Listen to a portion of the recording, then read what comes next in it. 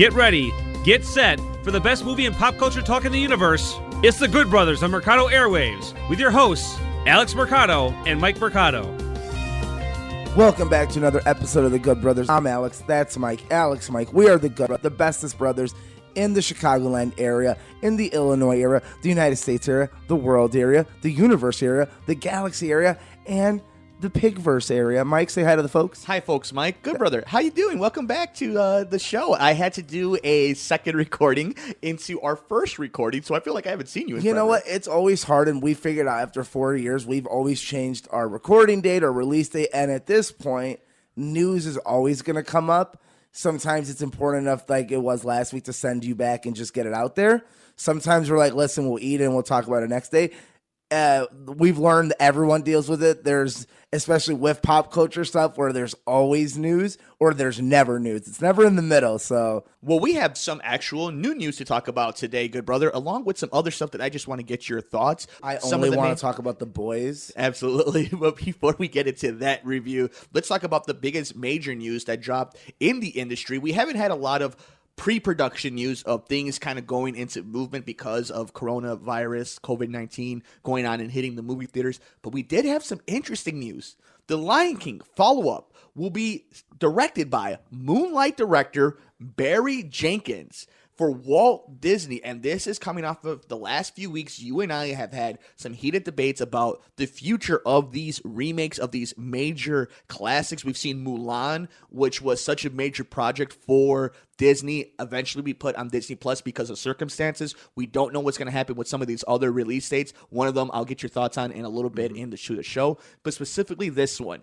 We'll talk about where it lands in a little bit, because I think there's valid points of why it ends up in the theater, but I think there's just as valid points of why it ends up on the streaming service. What do you think about the talent being helmed for this sequel and being somebody who's made such, in one case, an Oscar winner, and in other cases, a beloved film that helped Regina King win an Oscar? Just so everyone knows, this will probably be our next great debate next to the Henry Cavill Superman. Is he coming back? The title for the Planet of the Apes movie. We've had great debates over the years. The Godzilla one. The Godzilla one. And we're probably 50-50. I'll call it an official. We're pretty much tied going forward.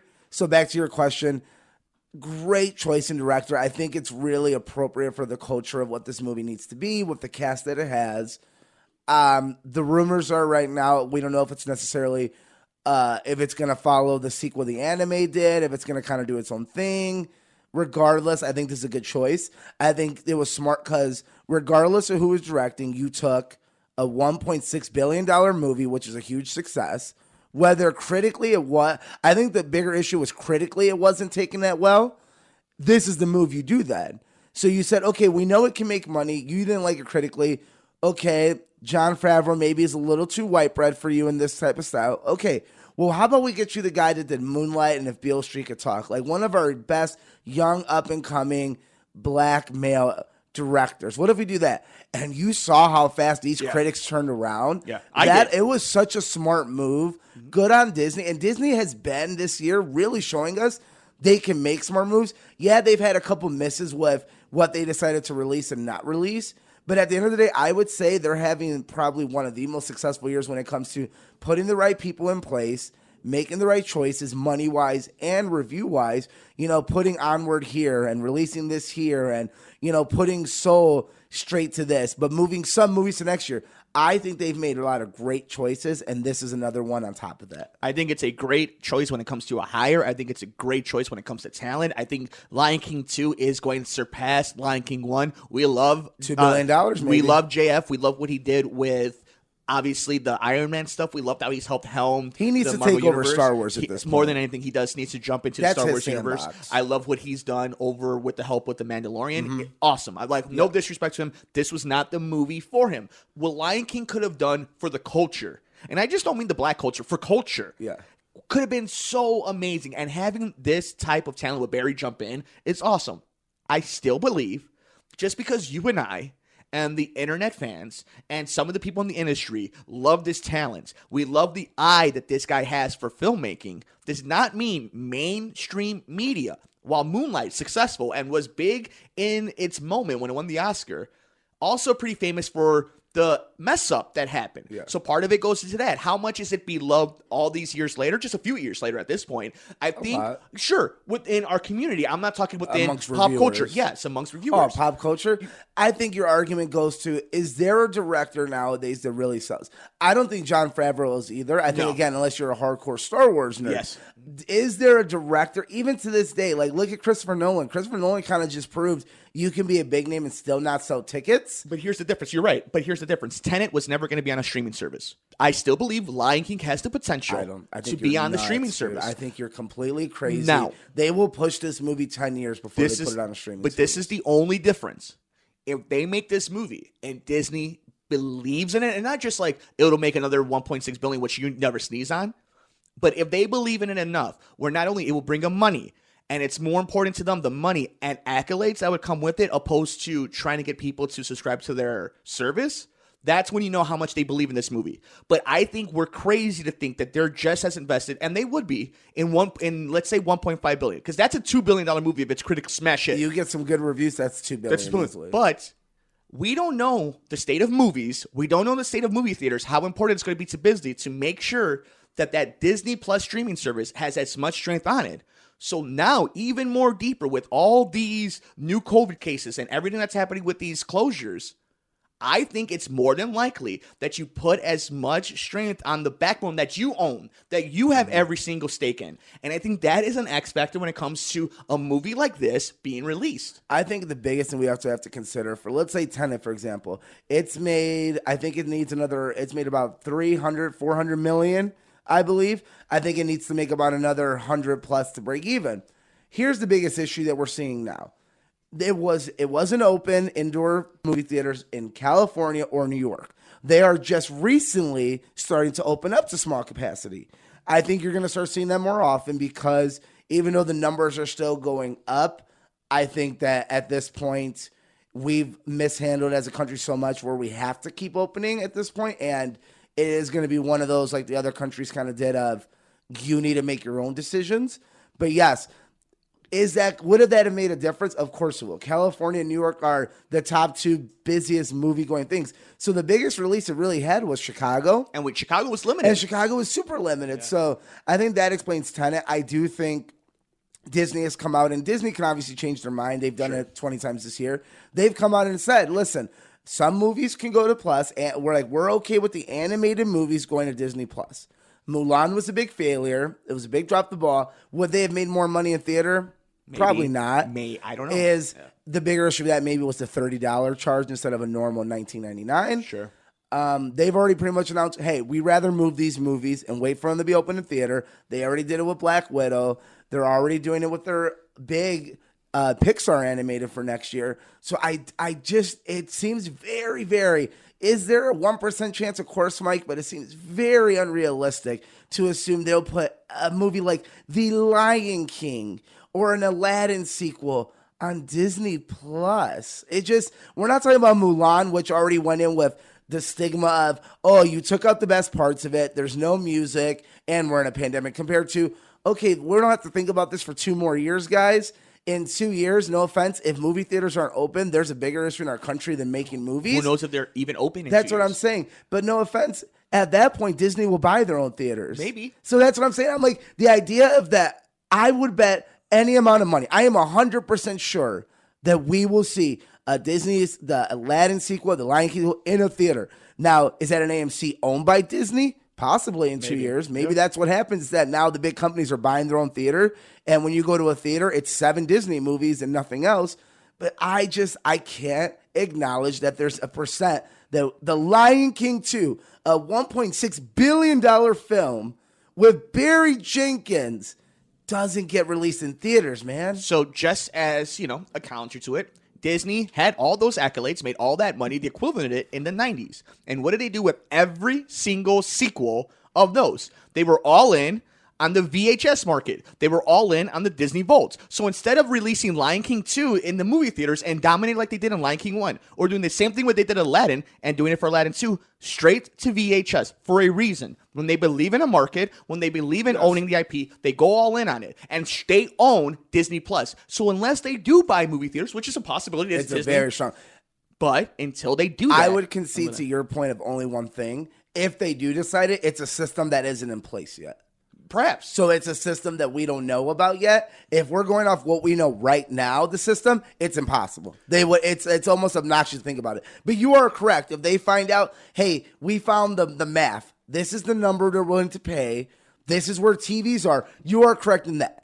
But we're not there yet. And so to me, it's such an obnoxious idea to think that. Now in a year, if we find out majority owns a 70-inch TV and the price, we kind of figured out, hey, people will buy it for like $14.99 or $19.99. Like, we're a little more safe there. Then I can concede. But as of right now, with the facts we have in front of us, it's a 0% possibility. And just since come full circle, when we were talking about Tenet, it made $41.2 million domestically. Good me.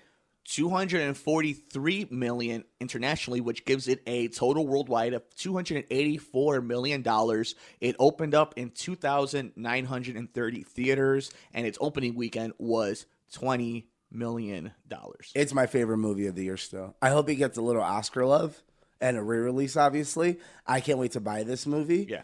It's legit my top 2 Christopher Nolan films. And just to bring it all the way back, shout out to Deadline for this. The Lion King follow-up with Moonlight director Barry Jenkins to helm the Moon movie for Walt Disney. Walt Disney has set Oscar winner Barry Jenkins to direct the studio's follow-up to the 2019 blockbuster The Lion King. Jeff Nathanson, who scripted the last installment, is back in the fold and has completed an initial draft of the script. Jenkins won the Oscar for scripting the Best Picture winner, Moonlight, and was nominated for adapting If Beale Street Can Talk. He directed both films. And with that also in mind, I think this is going to have a quicker turnaround because they already have all the assets. So it really is just going to be becoming a script and the voiceover work. Now let's do something fun. So let's say they're going to take it off of The Lion King to the anime, which was very successful and got a show eventually too. You know, in the Lion King lore, we're already on Simba's grandson. And we get involved in some mythical African powers. It's really cool stuff, actually. I really do appreciate what they've done. So let's say they do a normal part 2. Who would you like to see? There's about 4 new characters that would come in that really would play big roles. It would be Scar's mistress, her 2 boys, and Simba's daughter. Do you have anyone off the top of your head that you would like to voice act there? Obviously, knowing that we have Beyonce. So give me Zendaya right away. Like, I think Zendaya needs to be That's in that a nice series. pick as a daughter. Yeah. So, Kubo, who would you like to be Scar's son, obviously, going forward, Simba's son-in-law? Oh, the voice of Miles Morales. Really? Yeah, I like his voice. I like the guy from Hamilton, Lafayette. Okay. He's also in Blackish and Grownish. Yeah, I like him a lot. I think he's real fun. Lafayette Stanfield, he's really good. He's young and up-and-comer. David Aluya is also a fun one, but you want to go young here. I want to go young. I'm not trying to. You're trying to go somewhere near. Yeah. John David Washington would be a fun choice. But like that's if you want to get a grown version of. I mean, John David Washington looks grown because he's Denzel's kid, but he's around Zendaya's age. That's what I'm saying. How old is John David Washington? I know he's making a rom-com with Zendaya, so in my head, I feel like he's close to that age, but I could be completely wrong. He does look older. He's 36. So he's really not that old in Hollywood, so he still can play a late 20s. So, so he's very young. Also, did you know he was a St. Louis Ram? How cool is that? I did not know that. Yeah, he was a St. Louis Ram. He was actually on a bunch of the shows on the networks. That's very impressive, He was an undrafted free agent in 2006. Yeah, he's a So badass. acting with his second career, guys. He was an NFL and he'll running probably get nominated for an Oscar this year. So shout out to that. But any final thoughts? I love the acquisition. I love what they're doing with it. The real question is, where does it land? At least to me, it's not what the quality of the film. The quality of the film is going to be great. I know that. I would, like I said, Mike, I think that it won't be in theaters unless you have a crystal ball, dude, you're just throwing out some nonsense. Speaking of some nonsense, how crazy is it that John Cena himself has gone from just a wrestler to a guy who could kind of act, who's kind of funny, to getting his own lead on HBO Max off of the great work of James Gunn? We talked about it last week. I want your thoughts. Peacemaker getting his own spinoff from Suicide Squad. John Cena's interesting because he's doing this very middle ground thing where, you know, The Rock has this A-lister celebrity status. John Cena's very much this quirky, almost indie-ish. How do you feel about Batista going at both of them? Like, I think they're all friends. I wonder why he's so vocal about it. Is he just because Batista just like? I think Batista's just a very vocal person. Yes, yeah. Okay. He's an honest. activist. Yeah, he's very much. I love involved. Batista. Yeah, and I also think that he's a fantastic actor also, and I Real can't wait to good see him in actor. Dune. I think Cena's in this nice middle ground where he plays it so well. Like the character of John Cena is almost like he continues to play it of like he's fun, he's interesting, he's quirky, he's fascinating to me because he's so funny when he tries not to be funny. Okay, so Peacemaker obviously in the universe now. Probably is going to survive Suicide Squad or less it's right. I think he will. And now we obviously know Black Adam is real. Like it's real. We've heard about it, but it's real. Mm-hmm. And we're getting a Hawkman in that too. Which awesome. Yeah, by the way, great, awesome on that. Do we see John and Dwayne sharing screen time at any point? One day down the road. I think one day down the road when we see like a Suicide Squad versus Justice League. Because I think that like that's your 5-year plan is where you're going to be different than, let's say, the Avengers. Okay. I think that's where you get different is you do a Suicide Squad versus Justice League. We're getting rock steady. That's what I'm saying. I think that's your 5-year, 7-year plan with James Gunn. Like I think that's where you're going. If I had to make a very early prediction, that's where they want to go. Like, it's not a Justice League 2. It's not an Avengers. It's not an Apocalypse War. Let's bring these Weasel fighting Wonder Woman. Like, that'll be kind of fun. Like, I feel like DC is being very much, let's be fun. Let's have a good time. Like, we always have Flash in our back pocket to change everything. Which, again, I can't wait. So, I mean, Zack Snyder just got an extra $70 million for reshoots. What do you think about that? Like, most directors can't get that to begin with. That they have confidence in it, and I think they need it because people are very excited about this. What are your thoughts? We talked about it again in post after we recorded our episode when I threw that ad on. Wonder Woman 84, Black Widow officially both being moved. We know now that this affects every other Marvel money movie. in VOD that's not anime. I think this proves it. There is no real money, and now. Again, back to your point, I'll concede on this point. You have to make movies differently then. You have to advertise them differently. You have to have new technology.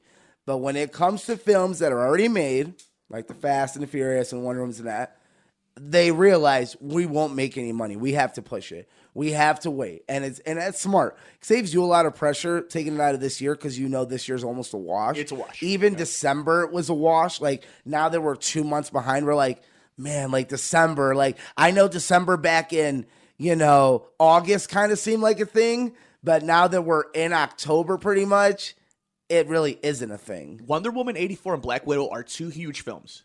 Women-led films, too. Let me ask you this.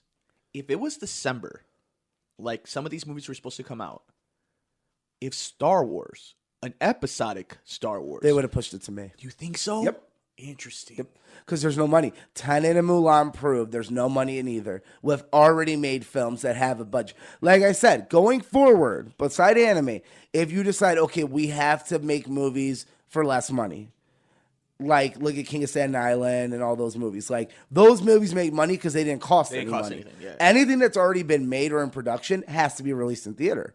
Or the system, like I said, that doesn't exist yet. Because Tenet and Mulan proved, whether it's VOD or this, if you spent too much money, you're not going to see that money back right away. And that's scary to these people. So let's say we get into a future in which movie theaters are suffering like they are now, but really suffering. But they're able to hang on for just a little bit longer. That's all they have to do. And Avatar 2 drops because his name is James Cameron. James Cameron dropped it on the news cycle that Avatar 2 is done and Avatar 3 is almost done. He said Avatar 2 is done and Avatar 3 is about 95% done. Would Avatar 2 be the movie that saves theaters? No, I honestly think the movie that's going to come back and really give us a lot would be your Fast and the Furiouses, your Wonder Woman, and your Black Widows. I think anything MCU will make you a lot of money. I think Tenet just wasn't the right movie. I think Christopher Nolan, as good a review as he is, and his Batman movies made a lot of money. His movies are time movies. So they make money over time, and they're very critically praised. Compared to an MCU movie with Scarlett Johansson or a Gal Gadot-led Wonder Woman movie that already made $1 billion, sequel, that the trailers look great, the hype of it's great, the visuals look great, and it made a lot of money in the last one. And a Fast and Furious movie that's pretty much going to space and it already makes $1 billion just by showing up. Those are the movies that are going to save you. Not a Tenet-led movie by Denzel's kid and the guy that's going to play Batman. And this looks a little confusing. And we're still really like not removed from this. Like we're really into the pandemic still and an election. It just wasn't the right movie to do it. Is Avatar 2 or 3 the one that dethrones Endgame? No. Okay. No.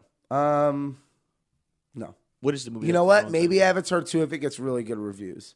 If people come out like, you know what? I'll say that. You know what? You might be right. Avatar 2 might be it because I say that now, but if I hear that first review and there's like guys like the things he like, hey, there's a reason it took this long. Like it looks like this. You know what? Yeah, I'll go with you. I think Avatar 2, if anyone does it, it's that. one. And if it's not that, it's going to be like If it's a not very long time before we see a movie do it. But if it's not that, I'll Batman? No, Avatar 3. Yeah. Because if Avatar 2, let's say Avatar 2 makes a 1.8, and it's great.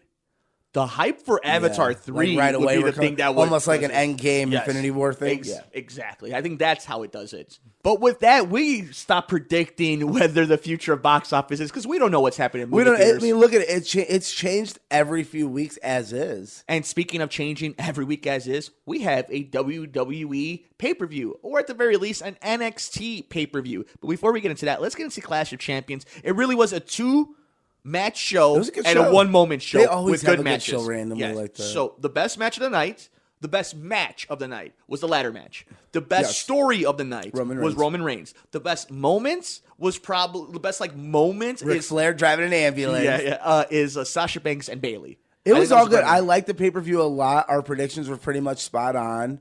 I thought they were very creative. I think they're handling it very well. Obviously, when it comes to sports, if you're not the NBA, you're not handling it very well in general. NFL got a bunch of cases. MLB did at the beginning. WWE, AEW, any sports that's not the NBA. And the Cubs. Legit, are not doing very well. And I'm not here to talk smack about anyone because it's hard. I understand. Yeah. I'm here more to praise the NBA for what a great job they truly did. And the NHL. Like, good for you. Yeah, and the NHL, I mean, I feel bad that not a lot of people watched as much as they would, but good for you. So we're not here to talk smack about the others. We're here to praise those three organizations, the NBA, the NHL, and the Cubs, who really did a good job getting it done. College football is the only one that I will denounce because these are children. Yes. And it is your job. Good for Alabama being able to handle it. I think that also goes to like Nick Saban has that kind of money to do it compared to look at LSU. You're the defending national champions and you have that many cases. Like that's a bad look. And our president wants to go out there and say, I brought Big Ten football back when it's like, we're not talking about professionals that are getting paid a lot of money. I get that then. I understand when we had to go back to work and risk it. I can understand that as a man, as a working man. But these are children that aren't getting paid. That's not okay to me. But again, that's your show. But good for the NBA. I'm excited for the NBA finals. Yeah. And wrestling, the pay-per-view was pretty good. And if you want to hear more thoughts like that, check us out on Sports on the Couch. Because I agree. Show. He's going to anger me. I say the same things. But let's go ahead and get something that isn't angering, and that is the fallout of the Clash of Champions. I thought it was a good show. It's weird. I can't wait. Wrestling needs fans back. It's kind of crazy to me how bad. I just think Monday Night Raw has been really bad. And it's not a third hour thing. I don't know what's going on there. SmackDown has been fantastic. I love SmackDown. I don't get it. And we called it weeks ago the draft. I'm like, they need a draft. Like at this point, you're like, we don't have the right people anywhere. So you need a draft. That's going to be fun, obviously. But I want to give praise to the people. Listen, we got two great champions. They're building up our two of our favorite people, Biggie and Keith Lee. We have a Sasha and Bayley feud that's probably going to, potential to headline some things. I think they're in a good spot. I think the draft is much needed. I think SmackDown has been fantastic. The last two pay-per-views have been great. And Raw struggling. NXT is struggling. And AEW is struggling at the moment. So let's go ahead and get into some predictions, though. We'll start off with the NXT Cruiserweight Championship match as the champion, Santos Escobar, defends the title against Isaiah Swerve Scott. I like Isaiah Swerve Scott. He's one of my favorite up-and-comers. He's definitely a Triple H guy, too. Mm-hmm. I want him to keep it on the same faction for now. Santos. Just give it to Escobar. Keep building it. Yeah.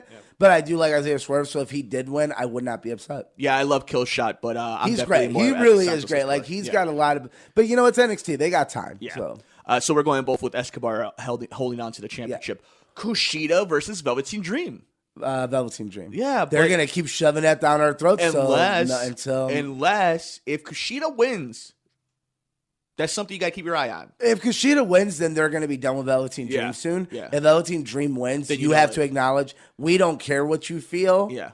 And again, they probably know more than we do. But you hope, optics, but who knows? Yeah, sure. No, I'm not. Yeah, I agree. Again, it's more, I don't even care almost because it's still such a sore subject. And it's so much weirder than the Matt Riddle case where we got lawyers and we got evidence and we really figured out what it was. Even as complicated as it is. Yeah, compared to Velveteen Dream, which was like, man, it's like Ezra Miller. You don't want to tell us anything, do you? Like, I'd rather know that, hey, Matt Riddle cheated on his wife, but it was mutual, than thinking, well, why aren't you telling us anything about Velveteen Dream? Not even, like, nothing, really? So, you think it's Dream, though? I don't care. I think it's more I don't care. Yeah. I'm going to go with Dream, but it'd be interesting to see what I feel like they're going to keep shoving it in our throats. Damian Priest defends his NXT North American Championship against Johnny Gargano. Hey, yo. Yeah, so I love Damian Priest. But I love Damian Priest. This is to make Damian Priest look good. Johnny Gargano's going to give him a great match. Johnny Gargano's already NXT Hall of Fame. Yeah, it doesn't matter. What more does he need? Yeah. Io Shirai defends the NXT Women's Championship against Candice LeRae. It would be interesting, though, to have the Gargano family win both belts. Even though I think it's a red herring. I do think that could be a possibility down the road. Sure. I could see that being a thing, but I could see it being more a champion and champion. In our main event for the NXT Championship, Finn Balor defends the title against Kyle O'Reilly. That's going to be a banger, but obviously, is this where we get the implosion of Undisputed? If he wins the title, you have to. This is the beginning. Well, no, I think Finn Balor retains, but is this where we get a split finally? But why? If he loses, there's no need for the split. So you think this is like the ultimate transition champion? Because then why wouldn't you just let Adam Cole win and then Kyle O'Reilly beat Adam Cole for it? Because they wouldn't have never gotten into a scenario to put Kyle O'Reilly in that match. See, this Why? No, it would have been the same thing because if Adam Cole wins the championship, you still have this gauntlet match. Because this isn't Vince McMahon. This is Triple H. There's a little bit more nuance to Yeah. it. If this was Monday Night Raw, Adam Cole would be the champion, Kyle O'Reilly would win a Battle Royal, and then they would have I think this pay-per-view is them being like, we got to rebuild some things. I think this is going to be one of those we look back and like, man, that's when Kyle O'Reilly really came out as a single star. This led to Undisputed. Because I think Adam Cole goes up, but I don't think he brings Undisputed with him necessarily. Okay. I think that's more where we're leading, and I don't know if I love or hate that. If they but kick if him you're out, I already love it. looking at advertisements and stuff, like there are a few NXT guys that have popped up in the Fox and the Raw little snippets. Adam Cole is one of them. I do think they're grooming him to come up because I think his personality. I think Finn Balor's going to retain. I think this is all for Karrion Kross and just leading back to that. And they're like, oh, people like Finn Balor. Like, let's go with him. I would love to see Finn Balor lose it and go back to the main roster. I don't know if he wants to do that, but I think Finn Balor wins. I think this is one of those moments we look back in a year and be like, the NXT is good at one thing. It's building long term. So when Johnny Gargano lost, but then a year later wins at the biggest pay-per-view they had, I think this is one of those moments where Kyle O'Reilly eventually will, like maybe Adam Cole does get the championship back, and then eventually it leads to Kyle O'Reilly, Adam Cole for the championship. I think I'm going to have fun with this. Kyle O'Reilly wins. Finn Balor and Adam Cole get drafted. Tommaso Ciampa takes the title off of Kyle O'Reilly, which leads to Ciampa versus Karrion Kross when he comes back. Maybe. And Karrion Kross gets back the title. I like that. Here's another thing. We're talking about the draft. I heard a rumor, and it's just a rumor. Do you think they're going to not split the New Day up, but they're going to put one on Raw, one on SmackDown, and Xavier's going to manage both? That's an early rumor of saying, no, we're not going to split them up. They're the New Day. They're going to have the music. But Big E's going to be on SmackDown since we're filming from the same place. Kofi will be on Raw. And Xavier is going to be on both with them. I'm totally cool with it. Do you think they'll do something that creative? Do whatever you want. Just don't split them up. I don't need them as tag I don't team think they'll champions. ever split them up. But here's the thing, though. We say that, and I'm so enamored with Big E getting a title shot and Keith Lee getting a title shot and winning it and getting runs with it. They're building a tribal chief for a reason. And it's not for Brock. Nope. It's not for Braun. It's New not Day, for Roman. Usos and Roman. No. Who? They're building the tribal chief. You can't eat at a The family Rock, table yeah. for The Rock. Yeah. So if The Rock is the main event at He's just WrestleMania, nobody else but matters. He's so busy. Has that ever stopped the man? Kind of recently to do like a full blown, like once, like when was John Cena Rock when he was able to do a full blown like he had the title Royal That was Rumble? what Mania 29, How long ago? 28. That was what 7 years ago. It was a while ago. That's what I'm saying, dude. A lot happened in 7 years. He's in the DCU now. He's got Jumanji. I don't think it matters. It's Undertaker's in programs and shows up twice in. But 8 Undertaker, weeks. it's not like Undertaker's out working. He's just at home or at WWE. The Rock's not at home. But he has private jets. I agree with you. I think it all, and The Rock's commenting, like, it has to be something. Are we going to get a full-blown match? Yeah. In LA, yes, we are. Yeah, Yes. I mean, I guess it had to be open first. That Which would be the sporting events are pretty much open at this point, especially out there, like, or in certain areas. Like, it does look like we're Getting hey, Mania. we can put at least 20,000 people no, in. we're getting a Mania. And no offense, after having no one for a whole year, 20,000 is going to feel like, oh shit, look at us go. No, they're definitely. But gonna yes, do it, is that what they're building to? I just feel like he doesn't have the time, but that would be awesome because then obviously Roman's got to beat him. yeah. No, Roman has to. Roman's got to go over the boy. Yeah. No, that's the official passing Yeah. of the torch. Yeah. And That's your Hogan, everything. Look, you don't let that man. and now come he's out- a heel, so it's even better. And he looks like an Adonis. You're not going to make God. him. Come on, dude. Like, you're not. This is obviously. He's. Okay, we know. We talked about it. So are the Usos going to be his lackeys, right? Like I they think have so. to be and get Yes. the titles. Yes. Yeah, awesome. Yes. Like, but good for them. Like this is the first time we're going to see a Samoan dynasty be on top. Because and even they're when Rock stars. was on top, it wasn't as a Samoan dynasty. It was just The Rock being The Rock. No, for sure. I like this. Like I want to see the Usos have titles. And the I Usos want to look see good. I want to see like Nia Jackson, Tamina out there with them. Like I want to see them go full blown. Like we run this. Well, like we've run it forever. I do love what he said because they did a great job of miking them up throughout the show, and he's like, He's so good at shit talking. But and they're all good. All Usos are They're good. all really good. But here's Hall what I of love what he Famers, said. all three. He's like, I'm the reason that our family is still the number one family in this Yeah, business, yeah. and there's a truth to that. Yep. Like, there's no Mysterios. Like you have Dom, but like the Mexican That's culture yeah. hasn't like there no hasn't ever. We still never got Eddie. generational Because I guys. count Ray as part of the Eddie thing. Yeah. So after that, you haven't really seen that big Hispanic star.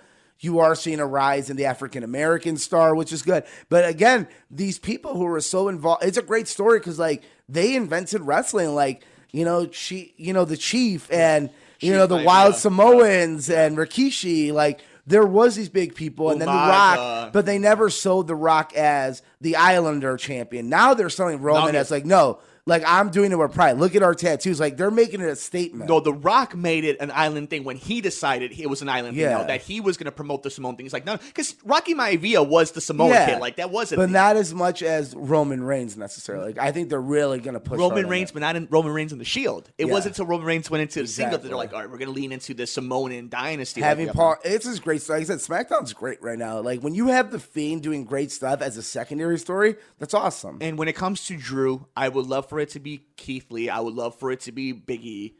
But it's so easy. If they get a contract done, he's destined for Brock at WrestleMania. Yeah, Like that's it. has We've to already be. set the two main But events. that's fine. Drew just he's having a great run. Like Which sucks that it's not in front of people. Yeah. Like this Yeah. run It would sucks be for everyone awesome. that's not in yeah. front of people. So that is our thoughts, though. So we are going with Santos Escobar, Velveteen Dream, Io Shirai, Damian Priest, and we are split. The Good Brother with Finn Balor. I'm gonna have some fun and say Kyle O'Reilly wins the NXT Championship. With our last few minutes on this week's edition of The Good Brothers, let's gush a little bit about the boys. I talked about it on Friday when I added on the extra part of the podcast. I loved maybe my favorite episode, not only of the series, but of television in a long time. Just gush about the boys. We had this conversation privately in text. As soon as I saw it, I had cheer camp this weekend, so I didn't get to watch it till Sunday night, like midnight. I texted you during when I was watching Yeah, it. and I was like, listen, dude, I ain't going to be able to watch it for 2 days. Like, I'm working 12 hours straight. Like, I won't watch it. Like, I'll talk to you Sunday. And I text you Sunday, and I'm like, wow. Frenchie's my favorite character, so getting a Frenchie, like, he's so cool. I love everything about that character, just the openness to it, and the big dick joke was hilarious. The best I love it. payoff. He's like, Payoff. don't be so close-minded. Yeah, don't be He's so great. I close-minded. love his passion. I love the way the team is really forming. I love Huey and Butcher's relationship, how it's growing. I love the add of Starlight now. Like, that's fun. They're doing everything right. Every story's building so well. This is the greatest superhero show of all time after Watchmen. Like, I truly think the three right now that are just perfect is The Boys, Watchmen, and the Batman animated series are the three best. Batman Animated Series is the best animated any superhero show we've ever gotten. Watchmen is probably the greatest season, not only television, but superhero television. And The Boys, continuing on after a season, they've set themselves up for so much content going forward. And this is one of the only things where I don't look into the comics because I don't want to know anything going forward. I'm so excited. Everything with the A-Train and the Deep is so funny, so real. Yep. The way they're making fun of it, oh my God, like they do everything right. Everything with Stormfront and Homelander. Love it. Oh my God, he went from being pussy whipped and then he wasn't, but then he kind of was, but he still kind of isn't, because at the end of the day, Homelander reminds me of like Gus, where even when you think he's not on top, he secretly is on top, though. I love Lamplighter in this episode. Lamplighter was great in this episode. Great. I love Mallory and Frenchie's reaction to Lamplighter throughout the entire episode. It was so real. I love the new bad girl that shows out and she's able to just crush things with her mind. I think that entire... Do you think she'll be good eventually? She's probably what they're going to have to use to go against Homelander and Stormfront, I think. Or she's the next main bad guy of season 3. Can you believe we only have 2 episodes left? I can't believe it, but it also excites me that this is a show we're going to have for a lot of seasons. 8 weeks and went we're by getting fast. And we're getting a spinoff. Spinoff, we talked about That's that. going to be fun. Yeah. The college style one. Yeah, it's because it's much more raunchy. Real fun. Like as raunchy as this one is, when you kind of watch, like in season 1 where we get the nightclub scene of like all these sketchy superheroes being sketchy. I can't wait. So we absolutely love this episode of The Boys. Love this season. Eric Krepke, thank you for bringing us Supernatural, and thank you for bringing us The Boys, and thank you for bringing us Jess and Ankles for season 3 of this. That's what I'm saying. Series. Like it almost feels like we're getting so many. It's like Game of Thrones. That's the base we're connected. We're getting like 7 different houses. We're gonna have The Boys. We're gonna have the Triads. We're gonna have Compound V. We're gonna have the Company. Mm-hmm. We're gonna have the Crazy People. I feel like we're gonna get Homelander and Stormfront starting their own thing, even. So like without the Company. So like spoiler, you know spoiler, what I mean? spoiler. You mean the Nazis? Yeah, like What? that necessary, like some sort of form of that, where it's like they're almost setting up like 5 or 6 different factions going forward of, well, these 3 kind of want the same thing, and these 2 kind of do, and this one's a corporation, but these are just evil people, and these 2 might have to team up against this one right now, but then this one's gonna, you could tell, very Game of Thrones-esque in the best way of like, you can tell they're setting up so many dominoes for so many seasons. But with that, good brother, we are at the end of the show. Before I let you go, give me a prediction for the MLB playoffs. Cubs win the World Series. Cubs, Yankees. Give me a prediction for the NBA Finals. Lakers in 4. Very good. We wrap up this week's episode of The Good Brothers. Thank you so much for making us a part of your day. You can follow The Good Brother on Twitter at Mercado21Alex. And you can follow the show on Twitter at Good Brothers Pod. I'm on Twitter at Mike M Media. And come talk sports with me on Twitter at Couch Sports Talk. Over there on Sports from the Couch, we're talking about a bunch of NBA and MLB playoff talk, along with the NFL. Good brother, any final thoughts? Final thoughts. Patreon.com/Mercado Airwaves, the home to our interviews ad-free and before anybody else with athletes and celebrities. We have swag at teespring.com/Mercado Airwaves. When in doubt, merc it out, baby. For the good brother himself, Alex Mercado. Adios. I'm Mike Mercado. We'll see you next time here on The Good Brothers on the Mercado Airwaves Network. Thanks for joining us here on The Good Brothers, here on Mercado Airwaves.